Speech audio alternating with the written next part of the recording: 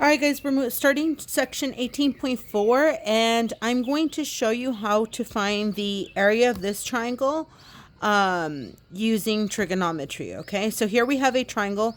This is not a right triangle. So I'm going to show you how to derive the formula, okay?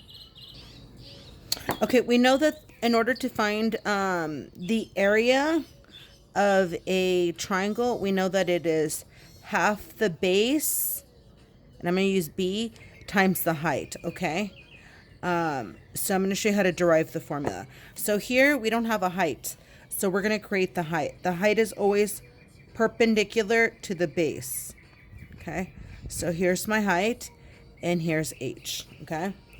So now by doing that, you created two right triangles. So if I use C as my angle, then I can say sine of C equals, remember sine is opposite over hypotenuse. So I would have H over B.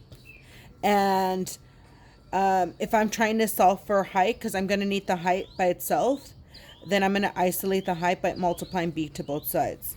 So I would end up with B times sine of C equals height. Okay? And remember, my formula is area equals 1/2 base times height.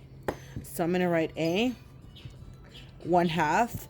My base in this case is A. A is my base. So I'm going to write A times height. And my height is B times sine of, let me make that C bigger. Okay, sine of C. And this formula right here will help me find the area of a triangle, okay? All right, so I helped you derive the formula. Okay, so now let's see an example. Okay, so earlier I showed you how to get the formula, or how to derive the formula if I'm looking at angle C. But remember, depending on which angle is given, you can use different formulas. They're actually very similar, so even though they're three different formula, it just really depends on which angle you're looking at. So look at angle B. If I'm talking about angle B, it's half of A times C times the sine of B. Okay. If I'm looking at angle A, it's half B times C times sine of A. Okay.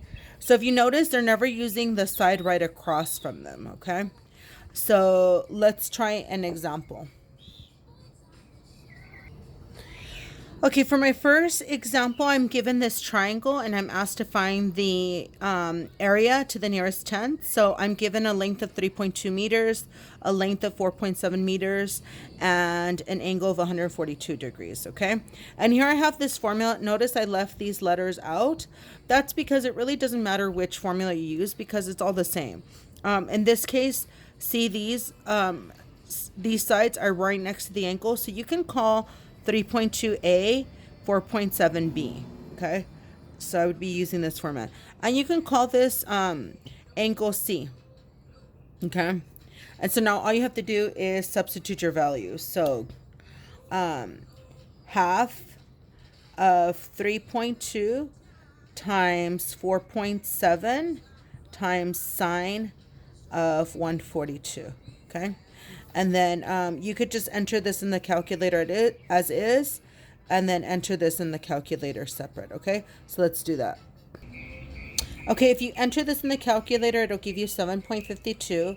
If you enter this in the calculator, first of all, remember that it has to be in degree mode. It'll give you a fairly long number, but since we're going to round anyways, I'm going to go ahead and round to two decimal places and write 0.62. So now I would enter that in the calculator, and that'll give me 4.6624. But since they want me to round to the nearest tenth, I'm going to say my answer is approximately, because I'm rounding, 4.6 meters squared, because area is always squared. Okay? And that's my final answer. And that's all. I use trig and find the area. Okay? All right, let's try another one. Okay, in the notes, it jumps from example 1 to example 4. So this is example 4. There's no picture, but it does say to sketch the drawing. So this is what the drawing would look like. And we want to find the area. Okay, so we're given DE is 9 inches, DF is 13 inches, and the angle included, that means between those two, is 57. So once again, I could just use area equals 1/2 times A times B times sine of C. So I would consider this my angle C. Okay, in this case, they use D, not a big deal. I would call this side A and side B. Okay, remember your angle. In this case, like I said, I'm going to put quotations because I'm using C, but it's D. It has to be the angle between them. Okay, so honestly, we're given everything. So let's just plug it into the formula. A equals 1/2. A is 9. By the way, these are interchangeable, so it doesn't matter which one you call A or B, okay? Times 13 times sine of 57, okay? Again, put this in the calculator separate. Or if you have a really good calculator, you can do it all at once, okay? Let's do that.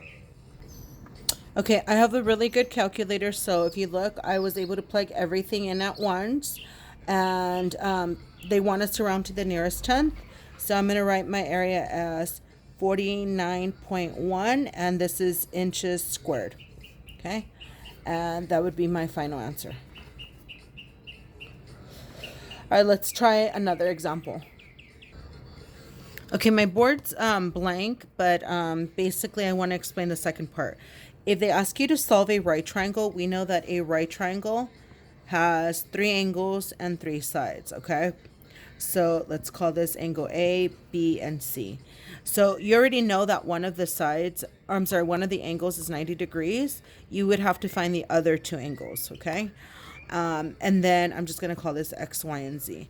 So to solve a triangle, you would have to find the other 3 sides, okay? So if they ask you to find